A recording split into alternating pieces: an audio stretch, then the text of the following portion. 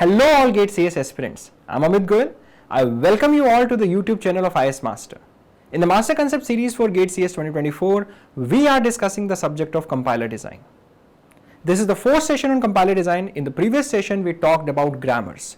We saw how using parse tree we can generate strings by seeing its yield. Then we also saw what is derivation, then we saw what is leftmost derivation, then we saw what is rightmost derivation. And then we saw when a grammar is said to be ambiguous. Then in the end we said that if precedence and associativity is the reason for ambiguity that can be handled, that particularly we will see in this session. Also we will see what is left recursion and how to make the grammar, how to remove the left recursion from the grammar. We will also see how to remove non-determinism from the grammar. So this is all about basics of syntax analysis that we will see in this session, right? Let's see.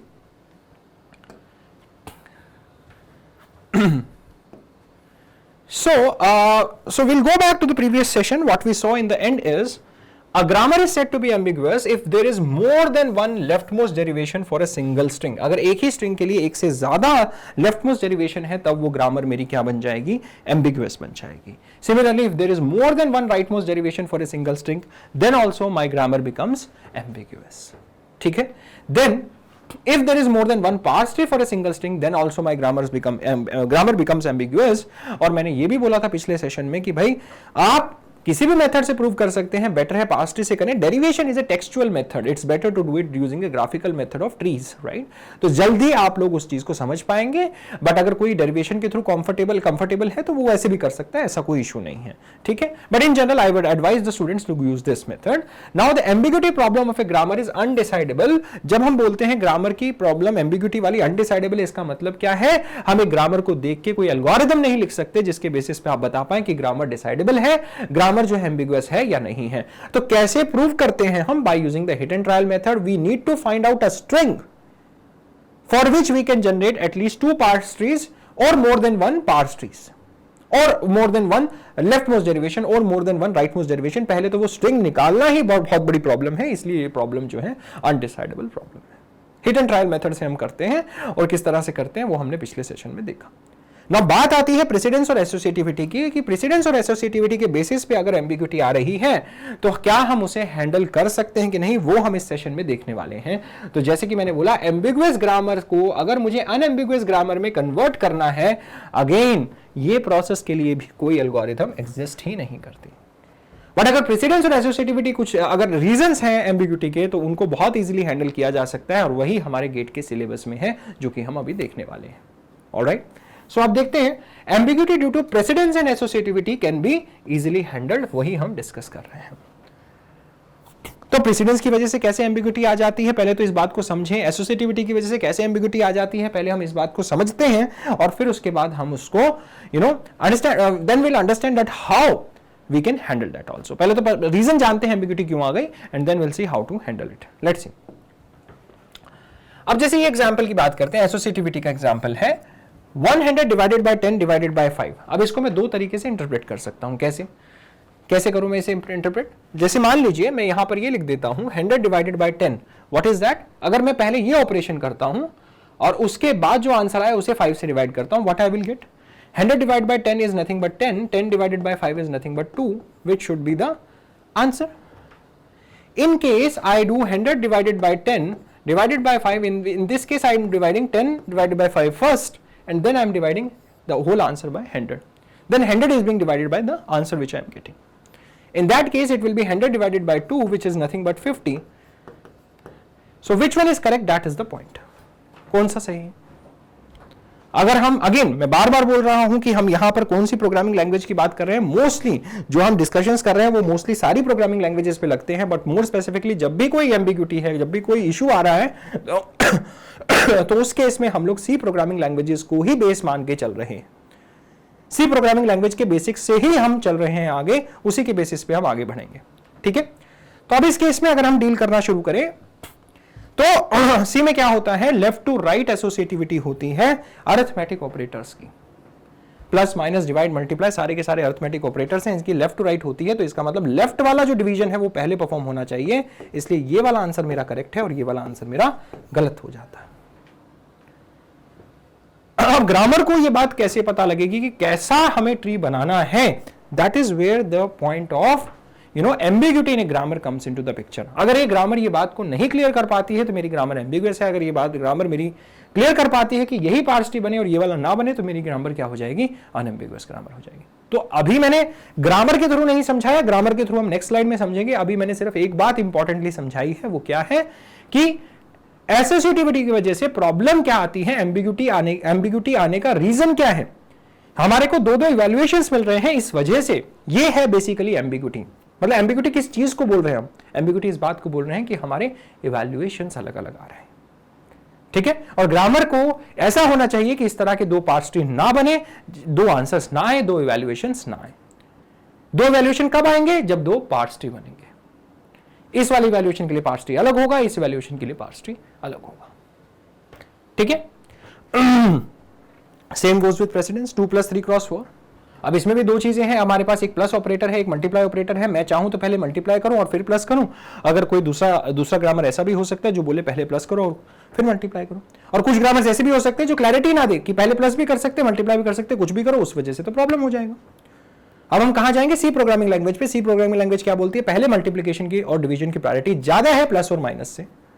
तो उस cases में क्या होना चाहिए, पहले 3 × 4 मुझे करना चाहिए, तो 2 + 3 × 4 is nothing but 12 and then I will do the plus operation. अगर मैं पहले एडिशन ऑपरेशन करता हूं तो I will get 2 + 3 5 × 4 which is nothing but 20। But the correct answer as per the C programming syntax is concern, this is correct and this is incorrect. C programming के अगर rules को हम देखें, grammar के rules को देखें, तो उसके हिसाब से हमारे पास 14 आंसर होना चाहिए। 4 × 12 + 1 + 2 14। आ रही है बात समझ में, आ रही है बात समझ में, सिंपल है।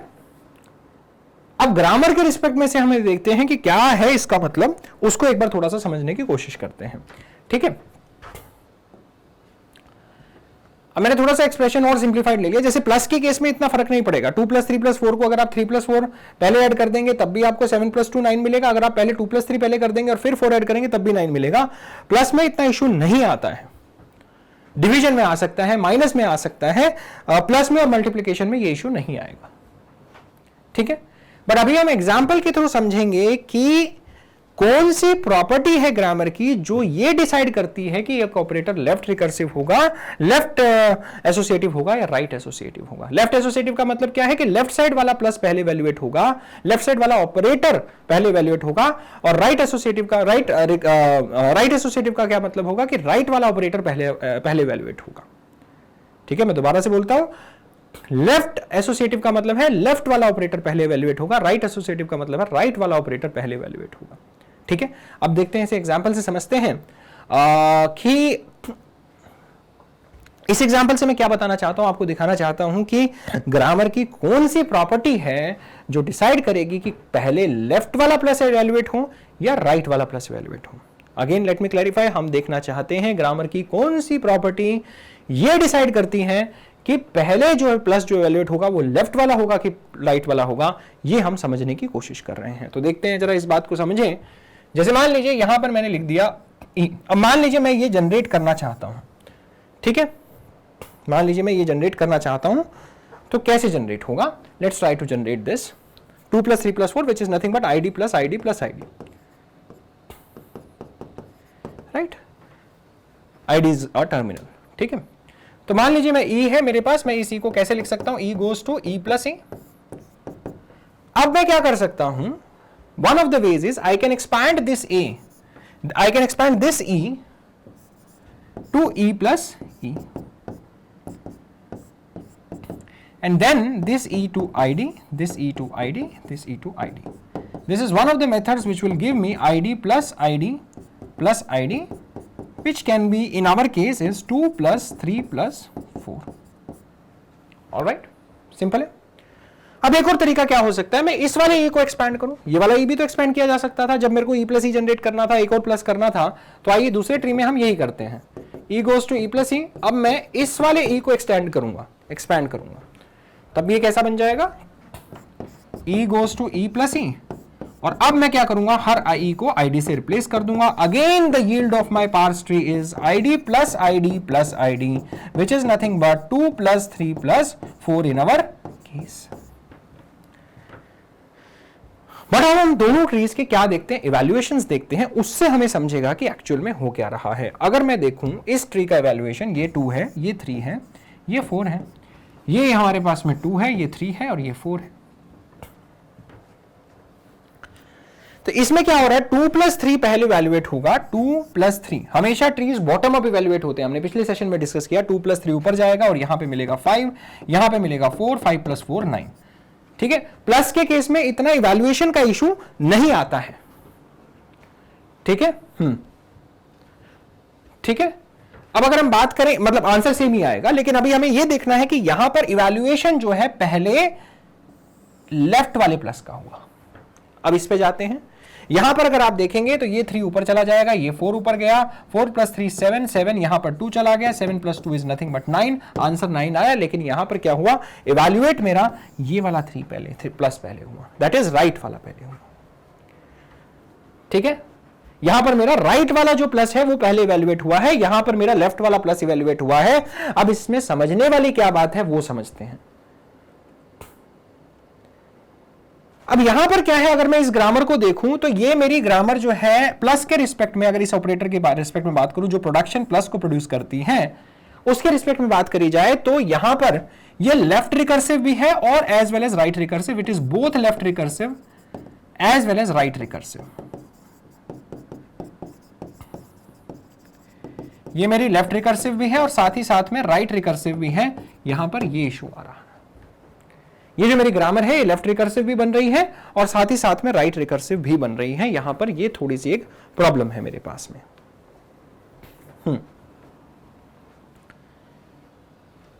अब आप ये समझें कि लेफ्ट रिकर्सिव होने का मतलब, अगर मान लीजिए मेरी ग्रामर सिर्फ लेफ्ट रिकर्सिव होती और राइट रिकर्सिव ना होती तो क्या प्रॉब्लम सॉल्व हो जाती, ये समझने की कोशिश करते हैं। अगर मान लीजिए सिर्फ लेफ्ट रिकर्सिव होती, यहां पर ई ना होता, फिर तो क्लियर था कि इसी वाले ई को एक्सपैंड करना पड़ेगा और इसी से एक और प्लस आएगा और जो प्लस आएगा उसकी वजह से ये क्या हो जाएगी, लेफ्ट एसोसिएटिव। अगर मेरी ग्रामर लेफ्ट रिकर्सिव होती, मतलब अभी मैंने राइट वाले ई को एक्सपैंड नहीं किया, तो एक बार के लिए मान लेते हैं कि वहां पे ई है ही नहीं। अगर वहां पर ई नहीं है तो अगर मान लिया मेरी ग्रामर लेफ्ट रिकर्सिव है तो आंसर क्या आया, लेफ्ट एसोसिएटिव। सेम अगर इधर जाते हैं, यहां पर जाते हैं दूसरी तरफ, यहां पर क्या हो रहा है, मान लेते हैं कि यहां पर ई है ही नहीं और मेरी ग्रामर क्या है, राइट रिकर्सिव। अगर राइट रिकर्सिव है तो मेरी प्लस के साथ क्या हो रहा है, वो राइट एसोसिएटिव बन पा रहा है। तो रूल क्या है, अगर जिस ऑपरेटर की बात कर रहे हैं उस ऑपरेटर के रिस्पेक्ट में अगर ग्रामर लेफ्ट रिकर्सिव है तो लेफ्ट एसोसिएटिव होगा वो ऑपरेटर। अगर वो ग्रामर जो है राइट एसोसिएटिव है, राइट रिकर्सिव है, तो जो मेरा ऑपरेटर होगा वो राइट एसोसिएटिव हो जाएगा। आ रही है बात समझ में? ठीक है, अगर मेरी ग्रामर प्लस के रिस्पेक्ट में लेफ्ट रिकर्सिव होगी तो प्लस हो जाएगा लेफ्ट एसोसिएटिव। अगर मेरी ग्रामर प्लस के रिस्पेक्ट में राइट रिकर्सिव होगी तो मेरा हो जाएगा राइट एसोसिएटिव। यहां दोनों थी इसलिए कंफ्यूजन है। मान लीजिए राइट रिकर्शन ना होता, यहां पर सिर्फ लेफ्ट होता तो मुझे लेफ्ट एसोसिएटिव मिल जाता। मान लीजिए मेरा सिर्फ राइट रिकर्सिव होता, लेफ्ट ना होता, तो मेरा क्या हो जाता, right associative. This is enough to understand this principle. Alright, simple है। अब जाते हैं हम प्रेसिडेंस के ऊपर। प्रेसिडेंस क्या बोलती है, E goes to E plus E, same grammar लिया है मैंने, ये मेरा ग्रामर है और नीचे मैंने को पार्स ट्री बनाना है 2 + 3 × 4 का। तो बनाते हैं, देखते हैं कितने पार्स ट्री बन सकते हैं, उसके बाद हम बात करेंगे कि प्रेसिडेंस को डिसाइड कौन कर रहा है। ठीक है, अब देखते हैं इसका बनाते हैं। E goes to E plus E, then E goes to E × E, ऐसा बना सकता हूं मैं। और फिर मैं क्या करूंगा, ई को किससे रिप्लेस कर दूंगा, आईडी को, इस ई को आईडी से, इस ई को भी आईडी से। तो यहां पे मुझे क्या मिल जाएगा, 2, 3 एंड 4। दूसरा क्या हो सकता था, मैं क्या कर दूं, E goes to E multiplied by E first. What else can be done,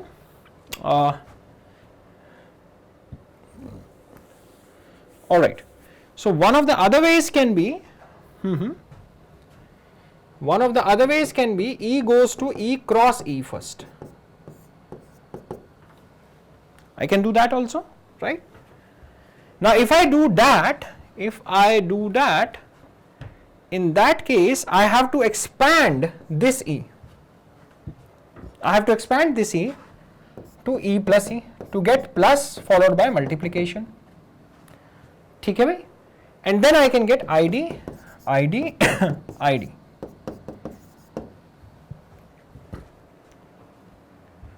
All right. Now this is my 2, this is my 3, this is my 4. Let us evaluate both the trees now. Now in this case, you will multiply 3 with 4 first. Bottom up evaluation. Multiply by 12. Multiplied is 12.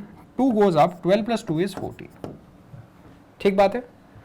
Now यहाँ पर हम आए तो यहाँ पर 2 है, यहाँ पर 3 है, दोनों को ऐड कर दिया 5 मिला, 4 ऊपर गया, 5 into 4 कितना मिल गया 20, जो कि गलत इवैल्यूएशन है. ये इवैल्यूएशन मेरा सही है. ठीक है. ये वैल्यूएशन मेरा सही है. तो अब इससे देख के हम कैसे समझें कि हुआ क्या एग्जैक्टली. देखो, अगर मैं ऐसा बोलूं कि मुझे स्टेप बाय स्टेप ऑपरेटर्स लिखने हैं, यहां पर क्या है, मेरा ई से ही प्लस जनरेट हो जाता है, ई से ही मेरा मल्टीप्लाई जनरेट हो जाता है. ठीक है, ऐसा हो रहा है. ध्यान सुनना, ये बात बहुत बहुत इंपॉर्टेंट है. अगर आपको ये बात समझ में आई तो आप पूरा बेसिक समझ पाएंगे. सिंपल सी बात है और बहुत ही सिंपल सी बात है, बेसिक सी बात है कि ई से ही मेरा प्लस जनरेट हो रहा है और ई से ही मल्टीप्लाई जनरेट हो रहा है, तो दोनों सेम लेवल पे हैं. इस वजह से क्या हो रहा है, एम्बिग्यूटी आ रही है. पता नहीं लग रहा कि मैं पहले प्लस को एक्सपैंड करूं कि पहले मल्टीप्लाई को एक्सपैंड करूं. ठीक है, दोनों के दोनों सेम लेवल पे हैं, तो मुझे पता नहीं लग रहा है कि मैं पहले प्लस को जनरेट करूं कि पहले मल्टीप्लाई को जनरेट करूं, या फिर प्लस को एक्सपैंड करूं या मल्टीप्लाई को एक्सपैंड करूं.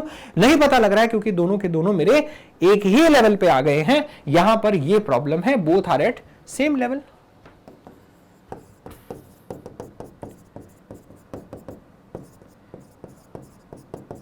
आ रही है कि नहीं आ रही है बात समझ में? Both are at same level. Simple बात है. पर अगर मैं ये समझ लूं कि एक बार के लिए इस ट्री को देखें, मैं मान लेता हूं कि मेरा मल्टीप्लाई जो है वो सेकंड लेवल पे जनरेट होता है, प्लस पहले लेवल पे जनरेट हो रहा है. अगर मैंने इस ट्री में क्या किया, पहले प्लस जनरेट किया और मल्टीप्लाई सेकंड लेवल पे जनरेट किया है, तो मैं अगर मतलब मैं अज्यूम कर लूं कि मेरी ग्रामर ऐसी हो जो कि प्लस को पहले जनरेट करे और फिर मल्टीप्लाई को जनरेट करे, तो क्या आप ये बात समझ पा रहे हैं, जो बाद में जनरेट हो रहा है वो पहले इवैल्यूएट हो रहा है, बाद में कौन जनरेट होगा, जो नेक्स्ट लेवल पे प्रोड्यूस होगा. तो रूल क्या है, जो फार्दर है, the operator which is farther from the start symbol is having higher precedence.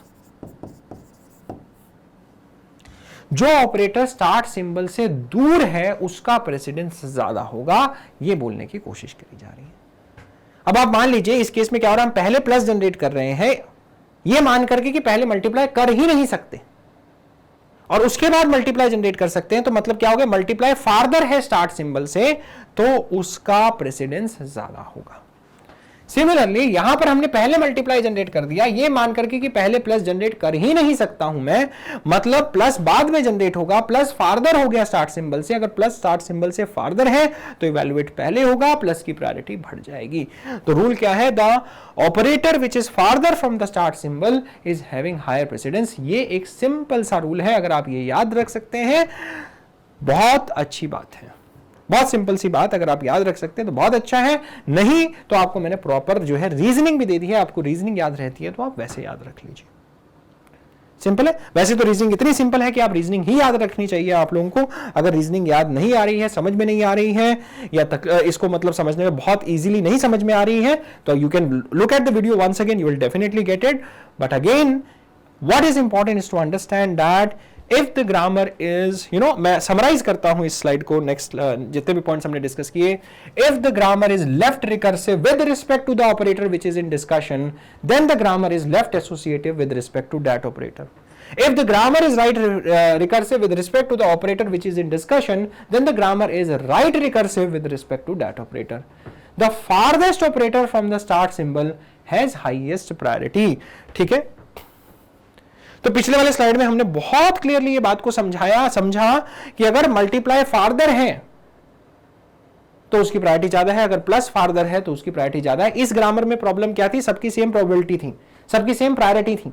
मैं प्लस को पहले भी प्रोड्यूस कर सकता हूं और बाद में भी प्रोड्यूस कर सकता हूं, ये प्रॉब्लम थी। अगर मैं रिस्ट्रिक्ट कर दूं कि ये तो पॉसिबल ही नहीं है, पहले प्लस ही आएगा फिर मल्टीप्लाई आएगा, प्लस अगर मल्टीप्लाई फादर हो जाता है स्टार्ट सिंबल से तो उसकी प्रायोरिटी ज्यादा है। अगर मैं रिस्ट्रिक्ट कर दूं कि पहले प्लस ही आएगा फिर मल्टीप्लाई आएगा, पहले मल्टीप्लाई आएगा फिर प्लस आएगा, मतलब प्लस फादर हो जाता है स्टार्ट सिंबल से, तो मैं कह पाऊंगा कि plus has the higher priority.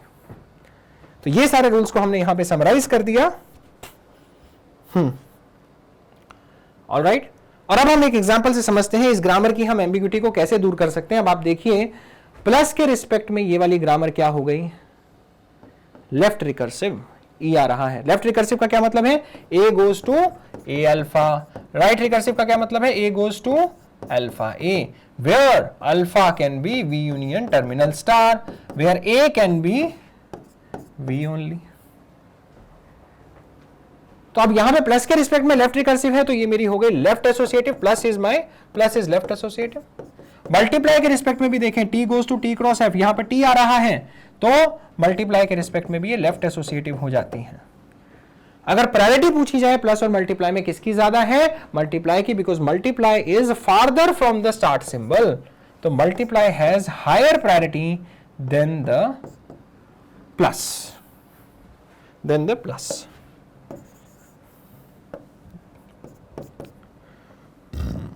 ठीक है। अच्छा, यहां पर जब हम प्लस जब कंपेयर करते हैं तो हम यहां पर डॉट लगा देते हैं इसके बीच में, क्योंकि ऐसा इसलिए कर रहे हैं हम कि greater than is also an operator, to specify that we are discussing right now the ordering between the various operators, we use greater than और less than with a dot, ठीक है। Otherwise greater than less than तो पहले भी operator, अगर grammar के अंदर operator भी होंगे तो फिर कंपेरिजन कैसे लिखेंगे, ग्रेटर देन और लेस देन अगर ऑपरेटर हुए तो, ठीक है। सिमिलरली अगर हम बोल रहे हैं कि प्लस वाला लेफ्ट एसोसिएटिव है तो लेफ्ट वाले प्लस की ज्यादा प्रायोरिटी है। अगर मैं बोल रहा हूं लेफ्ट एसोसिएटिव है तो लेफ्ट वाले मल्टीप्लाई की ज्यादा प्रायोरिटी है। यहां पे लेफ्ट वाले प्लस की ज्यादा प्रायोरिटी है। सिंपल है, ऑलराइट, ठीक है। अब आप अगर इस ग्रामर में देखेंगे, अगर आप प्रोड्यूस करके जाना चाहें आईडी प्लस आईडी जिसमें लास्ट टाइम डाउट आया था, तो अब अगर आप देखेंगे, अगर मैं प्रोड्यूस करना चाहता हूं तो I will produce E goes to E plus T and then I will expand this E. अब इस टी से तो प्लस प्रोड्यूस हो ही नहीं सकता, मेरे को इसी ई से प्रोड्यूस करना पड़ेगा, तो E goes to E plus T, तो मतलब क्या हो गया, लेफ्ट रिकर्सिव था ये ई, लेफ्ट रिकर्सिव थी ये, तो इस वजह से क्या हो गया, लेफ्ट एसोसिएटिव। इससे आप आईडी जनरेट करिए, टी से ई से, हाँ, तो इन बिटवीन के स्टेप्स में लिख देता हूं, बीच में क्या स्टेप्स आएंगे मैं लिख देता हूं अच्छे से। क्या लिखूंगा मैं इसके बाद, E goes to T goes to F and F goes to ID, ठीक है। Here t goes to f and f goes to id, here t goes to f, f goes to id। अगर आप इसको consider करें तो id plus id generate हो गया, लेकिन पहले ये वाला प्लस पहले होगा, ये बाद में होगा, मतलब कि लेफ्ट एसोसिएटिव हो गया मेरा प्लस। क्यों हुआ, क्योंकि मेरा प्लस के रिस्पेक्ट में जो प्रोडक्शन है वो लेफ्ट रिकर्सिव है। सिंपल है। अब अगर मान लो कि मैं ये बोल दूं कि आपको id plus id cross id generate करना है, तो मेरे को क्या चाहिए, multiply should be done first. क्या मल्टीप्लाई फार्दर है स्टार्ट सिंबल से प्लस के रिस्पेक्ट में, यस इट इज फार्दर। अगर फार्दर है तो that is definitely clear, multiply will have higher priority. कैसे करेंगे इसको देख लेते हैं। इसको कैसे करेंगे, यहां पर मेरे पास में है id प्लस id, अब इसको जनरेट करना है तो मैं नेक्स्ट स्लाइड में कर देता हूं। यहां पर मान लीजिए e goes to e plus T, अब मेरे को मल्टीप्लाई प्रोड्यूस करना है, मल्टीप्लाई प्रोड्यूस करने के लिए सिर्फ t से करूंगा मैं। अब मल्टीप्लाई में टी से प्रोड्यूस करूंगा क्योंकि प्लस के बाद मल्टीप्लाई चाहिए मुझे, T goes to T cross F, F will go to ID, T will go to ID, T will go to first F and then it will go to ID, T will go to first F and then it will go to ID, and then this E will go to T, T will go to F and F will go to ID. ठीक है भाई, T will go to F and F will go to ID. अब अगर आप देखें यहां से क्या जनरेट हो गया, ID plus ID cross ID. क्या जनरेट हो गया भाई मेरा, ID plus ID cross ID. यहां पे मल्टीप्लाई पहले होगा कि प्लस होगा? पहले मल्टीप्लाई होगा क्योंकि ये फार्दर है फ्रॉम द स्टार्ट सिंबल, तो you are going the right, getting the right thing. तो अब मैंने इस ग्रामर से प्लस पहले हो या मल्टीप्लाई पहले हो ये एम्बिग्यूटी निकाल दी, मतलब प्रेसिडेंस की प्रॉब्लम सॉल्व है। मैंने ये प्रॉब्लम निकाल दी कि लेफ्ट वाला प्लस पहले हो या बाद राइट वाला प्लस पहले हो, इवैल्यूएट। इस वजह से मैंने एसोसिएटिविटी भी रिजॉल्व कर दी, या लेफ्ट वाला मल्टीप्लाई पहले हो या राइट वाला मल्टीप्लाई पहले इवैल्यूएट हो, ये वाली प्रॉब्लम भी रिजॉल्व कर दी। तो इस तरह से हम एसोसिएटिविटी और प्रेसिडेंस के प्रॉब्लम्स को सॉल्व कर सकते हैं। एक और एग्जांपल फटाफट से देखेंगे। आपको एक अनएम्बिगुअस ग्रामर्स लिखनी है जिसके अंदर 4 टर्मिनल्स हैं, plus, multiply, exponent and ID. इसमें बोला गया है ID has the highest precedence, ये बात क्लियर है, टर्मिनल्स की बात हो रही है, तो followed by exponentiation and then followed by multiply and followed by plus has the lowest precedence और the least precedence, and plus and multiply are left associative and exponent is right associative. तो कैसे बनाए? हमें पता है कि plus की सबसे कम है तो प्लस सबसे पहले आएगा, फिर उसके बाद मल्टीप्लाई आएगा, मल्टीप्लाई के बाद एक्सपोनेंट एंड एक्सपोनेंट के बाद आईडी, ये लेवलिंग होगी। अब जो लेफ्ट एसोसिएटिव है उसको लेफ्ट रिकर्सिव कर देंगे, जो राइट एसोसिएटिव है उसको राइट रिकर्सिव कर देंगे। सिंपल है। कैसे लिखूंगा मैं? E goes to E plus T, T plus की सबसे कम, तो ये वाला पॉइंट हमने हैंडल कर दिया, ठीक है। और plus is left associative, left associative है तो लेफ्ट रिकर्सिव लिखा है मैंने। अब टी से मैं क्या जनरेट कर दूं? T goes to T cross F and slash में एफ, तो यहां पर क्या हो गया? यहां पर क्या हो गया? मल्टीप्लाई मेरा लेफ्ट रिकर्सिव है, लेफ्ट रिकर्सिव है तो लेफ्ट एसोसिएटिव हो गया, और मल्टीप्लाई की नेक्स्ट लेवल पर प्रायोरिटी आ गई, ये भी हैंडल हो गया। हो रहा है ना भाई? सिंपल। नाउ अब मैं क्या करूं? एफ से मैं क्या प्रोड्यूस करूं? ई, एफ के बाद एक और सिंबल बताइए मुझे, जी ले लेते हैं।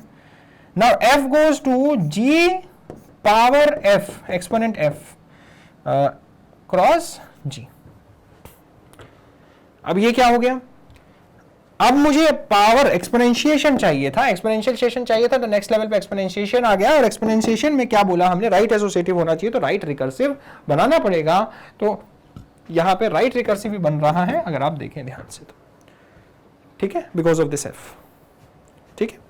फाइनली आईडी प्रोड्यूस करना है, from G I can produce the ID. तो ये मेरा जो है ग्रामर बन जाएगा। This is the answer to this question. Simple है, ठीक है भाई।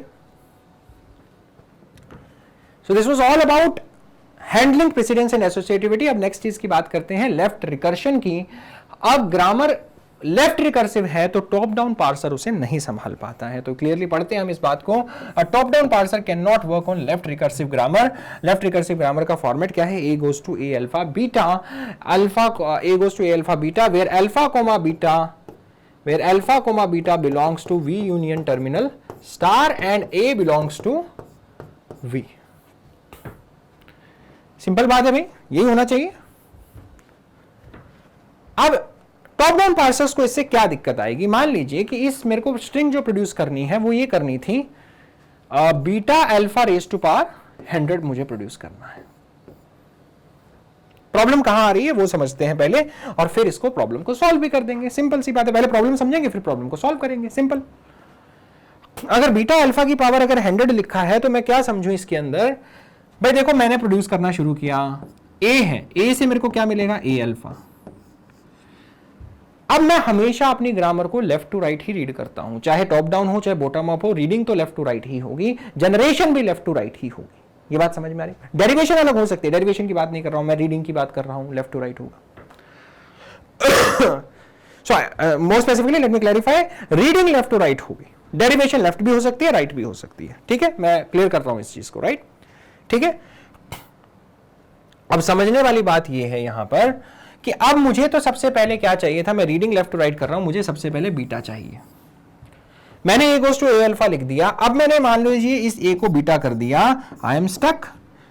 मेरा तो प्रोडक्शन जो अब और कुछ मैं प्रोड्यूस ही नहीं कर सकता, बीटा अल्फा प्रोड्यूस हो गया। मतलब मुझे इस लेवल पे ये प्रोडक्शन नहीं यूज करनी चाहिए थी। मुझे क्या करना चाहिए था? A goes to A alpha करना चाहिए था, फिर से मुझे A goes to A alpha करना चाहिए था, फिर से मुझे A goes to A alpha करना चाहिए था, और फाइनली 100 टाइम्स ये करने के बाद फिर मुझे फाइनली बीटा से रिप्लेस करना चाहिए था।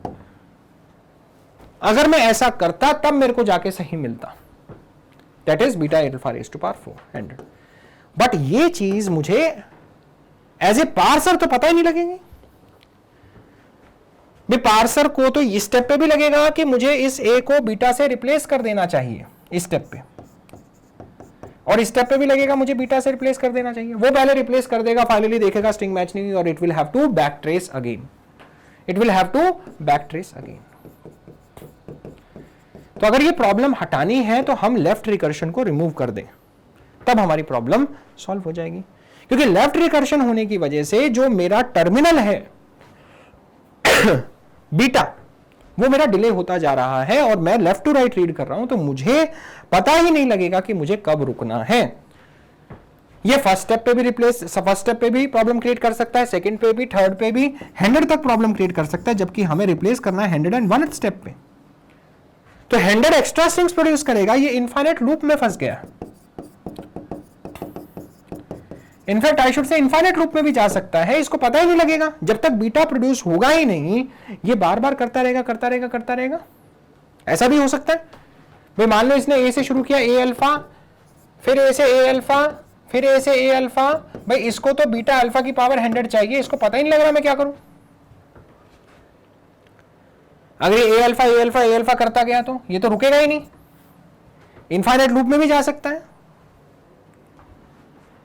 और अगर बाई चांस इसने बीटा से रिप्लेस कर दिया तो इन 100 स्टेप्स में अगर इसने रिप्लेस किया तो ये गलत प्रूव हो जाएगा, इसको बैक ट्रेस करना पड़ेगा। तो एक तरीके से मैं क्या कह पा रहा हूं कि एक तो प्रॉब्लम ये आ गई, मुझे पता ही नहीं है कि मैं बीटा से रिप्लेस कब करूं, क्योंकि पता कब लगेगा जब मैं आगे का पढ़ लूंगा, लेकिन मैं तो लेफ्ट टू राइट पढ़ रहा हूं। 101th स्टेप में भी ये भी हिट एंड ट्रायल से ही रिप्लेस करके चाहिए, इसको पता लगेगा, नहीं तो ये अदरवाइज इनफाइनाइट लूप में फंस गया है। भाई मैं क्या कहने की कोशिश कर रहा हूं कि अगर ये हर स्टेप पे चेक कर रहा है चेक कर रहा है चेक कर रहा है, पुटअप करके फिर चेक करता है, फिर रिट्रेस करता है, फिर चेक कर रहा है, फिर रिट्रेस कर रहा है, फिर चेक कर रहा है, फिर रिट्रेस कर रहा है, ये 100 बार ये करेगा, फिर उसके बाद 101th स्टेप में जब इसने किया होगा रिप्लेसमेंट, तब जाके बोलेगा हाँ ये हो गया। ये तो बहुत ही टीडियस प्रोसेस हो गया।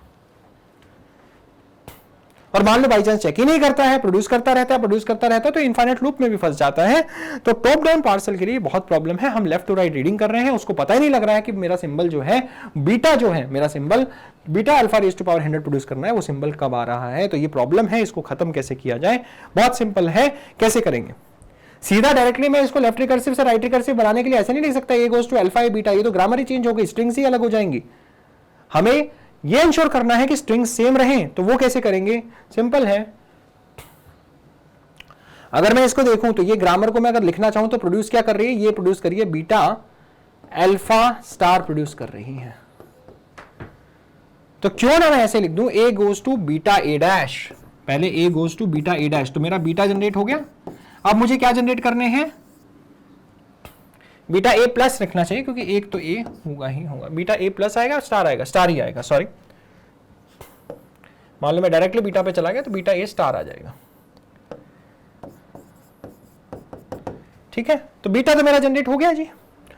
अब ए डैश जो है वो मेरा अल्फा ए डैश और एप्सिलॉन पे जाता है, अगर एप्सिलॉन ले लिया तो बीटा आ जाएगा, उसके बाद अदरवाइज बीटा अल्फा जितने आप जनरेट करने जाओ, alpha A dash alpha A dash alpha A dash लिखते जाओ, आपको बीटा ए स्टार मिल जाएगा।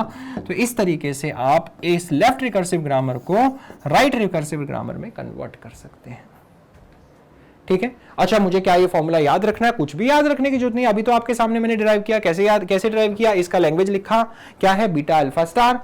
अब मुझे बीटा अल्फा स्टार प्रोड्यूस करना है तो मैं कैसे करूंगा, A goes to beta A dash, तो बीटा जनरेट हो गया। अब अल्फा ए स्टार कैसे जनरेट करते हैं, ये तो हमने पहले भी डिस्कस किया है, किसमें, थ्योरी ऑफ कंपटीशन में।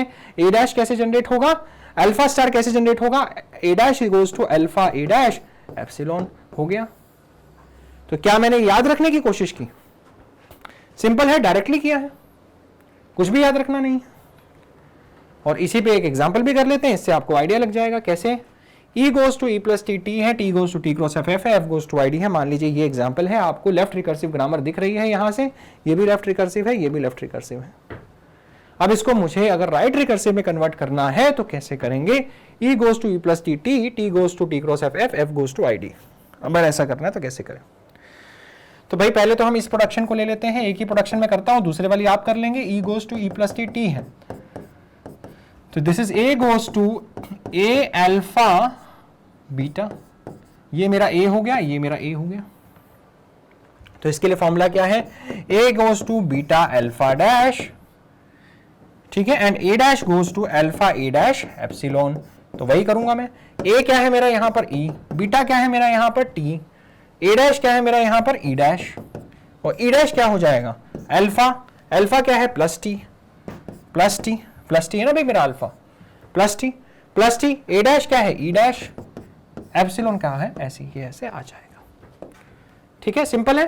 तो इस तरह से आप इसे कन्वर्ट कर सकते हैं। सिमिलरली आप क्या करेंगे, सिमिलरली क्या करेंगे, इसी तरीके से इसको भी कन्वर्ट कर दीजिए। ये तो प्रॉब्लम में है ही नहीं। टोटल 5 प्रोडक्शंस थे। प्रॉब्लमेटिक प्रोडक्शंस कितने हैं? ये वाला प्रोडक्शन नंबर 1 प्रॉब्लमेटिक है, 2 प्रॉब्लमेटिक नहीं है, 3 प्रॉब्लमेटिक है, 4 प्रॉब्लमेटिक नहीं है, 5 भी प्रॉब्लमेटिक नहीं है। फॉर्मेट क्या होना चाहिए, A goes to A alpha beta.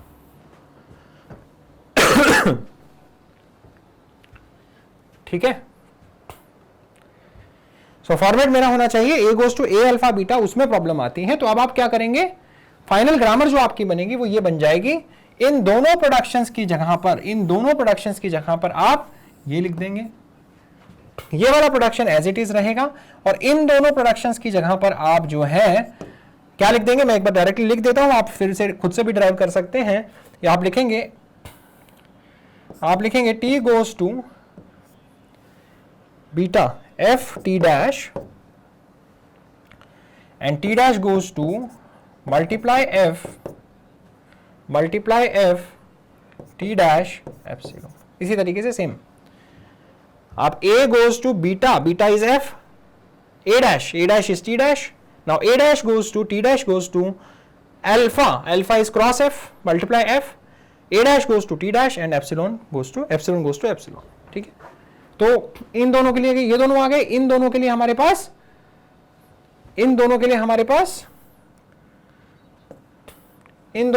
Pass just a second, ये वाला प्रोडक्शन आ गया और ये वाला ऐसे कैसे रहेगा, सिंपल है। ठीक है, स्ट्रेट फॉरवर्ड। लास्ट आता है नॉन डिटर्मिनिज्म, जो इस लेक्चर में हम डिस्कस करना चाहते हैं। Non determinism is also a problem for the top down parser. कैसे प्रॉब्लम है, वैसे ही प्रॉब्लम है जैसे कि लेफ्ट रिकर्शन था। मान लीजिए मेरे को पास में ये दिया हुआ है, मेरी ग्रामर है A goes to alpha beta 1, alpha beta 2 and alpha beta 3। तो मेरे पास में मैं क्या बोल रहा हूं, यहां पर भी ऐसा ही है केस कि alpha beta 1 beta 2 beta 3 is belonging to alpha V union terminal star, कुछ भी हो सकता है, V union terminal star, V union terminal star. Similarly मेरा अल्फा भी जो है वो भी वी यूनियन टर्मिनल स्टार हो सकता है, ए जो है मेरा वी है। तो अगर मैचिंग हो रही है तो यहां पर प्रॉब्लम हो जाती है। उस मैचिंग को कैसे प्रॉब्लम होती है देखिए, मान लीजिए मेरा स्ट्रिंग जो मुझे जनरेट करना है, मान लीजिए अल्फा बीटा 1 प्रोड्यूस करना है, अल्फा बीटा 3 प्रोड्यूस करना है। अब जब हम ग्रामर, जब पार्सर चल रहा है, पार्सर क्या देखेगा, स्टार्टिंग में ए है, मुझे अल्फा प्रोड्यूस करना है, तो वो ये वाली प्रोडक्शन को भी चूज कर सकता है, अल्फा बीटा 1। मान लीजिए उसने ये प्रोडक्शन चूज कर लिया alpha beta 1, now I am stuck, I realise that I wanted beta 3, ये मैच नहीं हुआ, it will have to back trace, इसको बैक ट्रेस करना पड़ेगा। सिमिलरली अगर अल्फा बीटा 2 से करता है तब भी बैक ट्रेस करना पड़ेगा, लेकिन अल्फा बीटा 3 से करता है उस केस में इसको बैक ट्रेस नहीं करना पड़ेगा।